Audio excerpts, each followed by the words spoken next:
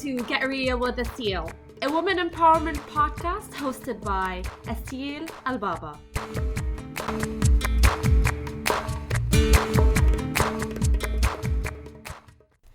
Welcome to the 7th episode of Get Real with Asil. Today is Monday, May 15th, 2017, and it's a beautiful sunny day in Toronto. I'm recording this from my living room, and the sun is just all over my space, so it's beautiful and refreshing to see that. For today's episode, I've actually came across a beautiful story in one of the books I'm reading right now. It's called Body Whispers by Dr. Amira Ayad. I mentioned Amira in my previous podcast when I spoke about An Arab Woman journal. She was one of the contributing authors to that book, but she also have books on her own. And now I'm reading one of them, which is about unraveling the emotional and spiritual root of illness and restoring energy and vitality. And I love Dr. Amira's approach to health because it's holistic. It's science-based, but it's also spiritual. And she talks a lot about the chakras and the energy alignment in our bodies. And it's just beautiful and inspiring to talk to about it with her. And in this book, I'm at the 3rd chakra right now. I'm not finished the book yet.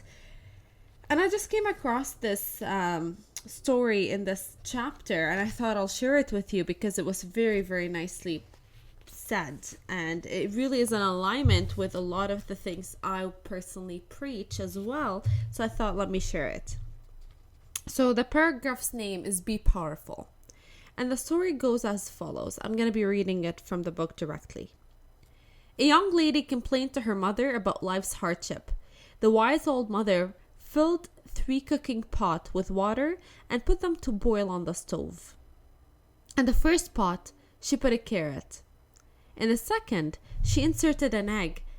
And in the third, she added a tablespoon of coffee. After 5 minutes, the woman checked her pots. The carrot in the first one was soft and squishy, while the egg in the second had become hard. And the water of the third pot had turned into coffee. When they are faced with life challenges and hardships, the mother said, people are one of 3 kinds. The first, like the carrot, let the ordeals weaken them. The second group, like the egg, harden and strengthen. But the third, like the coffee, bestow their aroma and flavor on their experiences, turning them into a tasty, fragrant, and useful drink. So which type do you choose to be? I thought that was a beautiful story. But I'm also going to read the paragraph that follows it because it really is important in tying that theme in even stronger. Your center of earthly will and self-power is located at your solar plexus. The higher centers of will are located at the 5th and the 6th chakra as well, as we shall see later. Your self-worth is earned through your daily challenges, through your confidence in who you really are, through the acknowledgement of your true essence, your powers and potentials, as well as your limitations and pitfalls. Do not get discouraged by other people and try to copy them. Do not fear being different.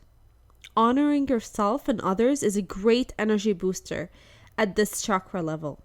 Self-confidence and self-esteem are essential for your energetic and physical health alike. They need to feel important and appreciated. They need to feel acknowledged and useful are natural human needs. This natural instinct leads you to love and acknowledge yourself, to appreciate who you are, so that you could improve and ameliorate your life and the life of others. The need for success and self-actualization drives you towards more fulfillment and improvement. So this was, like I said, part of her 3rd chapter about the 3rd chakra, and you can find the book Body Whispers on Amazon. So reflecting on what we just shared, I really think that this is the message of this podcast, actually. It's honoring who you are, showing the authentic true colors, and just embracing yourself. And that's what Getting Real is all about. So, what does that even mean? I mean, we say that a lot, like embrace yourself, just be real. But what does it really mean? I think, from my perspective at least, this means that you are simply happy with who you are and you're proud of the person you are, but you're also working constantly on self improving. So you're satisfied with the person you are, but you're also hungry for better and more.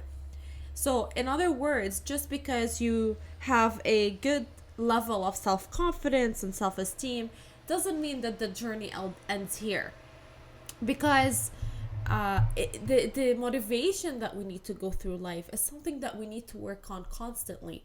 There's always gonna be good days and bad days that we go through in our lives, and no matter how positive we become, no matter how so much in control in life we feel, there will be days or events or circumstances that are just completely out of our control, and they make our balance disappear.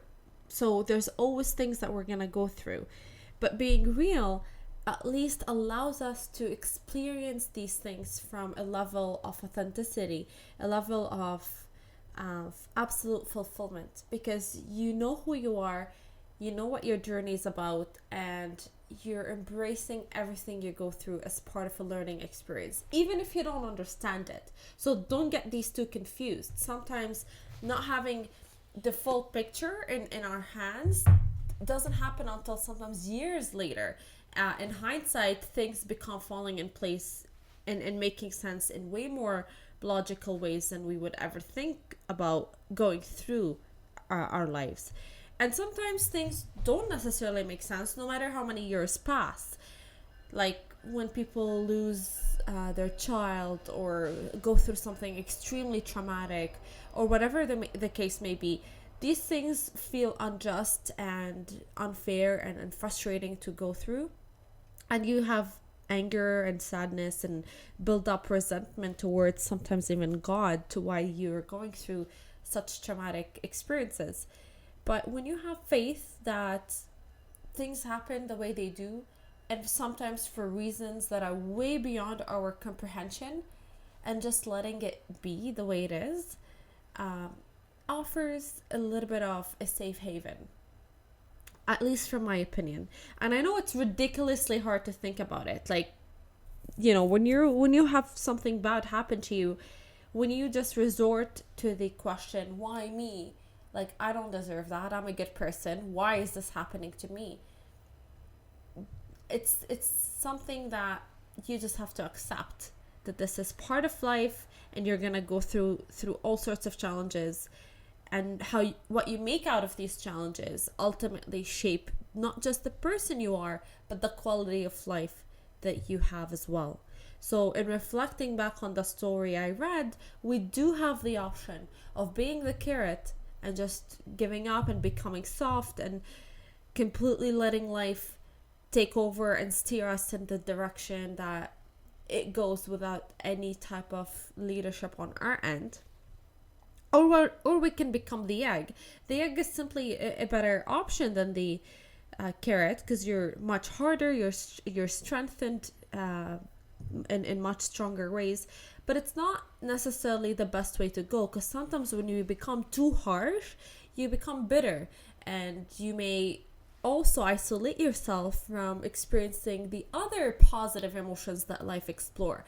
Like, the wall of vulnerability is not necessarily a wall that we can customize. You cannot just put a wall that prevents you from feeling the negative emotions in life, such as the emotions of anger, sadness, hurt, confusion, like the negative feelings, and just choose that I'm gonna experience all the joy and happiness and love and appreciation. It doesn't work like that. You either have your wall up or you have it down. And if you have it up, you're unable to experience life in the positives and the negatives.